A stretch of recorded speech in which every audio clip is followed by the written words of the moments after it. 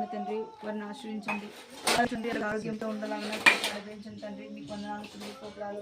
అదే ఎవరు లేనటువంటి తండ్రి అనాథ పిల్లలకి మీ తండ్రి మీరే దిక్కు ఉన్నారు తండ్రి. ఇలాంటి పిల్లలు మీరు చేసేసినటువంటి మంచి ఇష్టానికి అంకుల్ వాళ్ళకి ఆంటీ వాళ్ళకి తండ్రి మీకు ఎంతగానో స్థితులు స్తోత్రాలు చెల్లించుకున్నాం తండ్రి.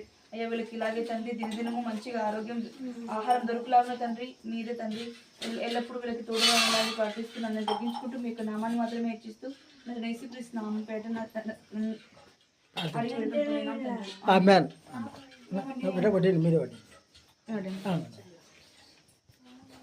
వాళ్ళకి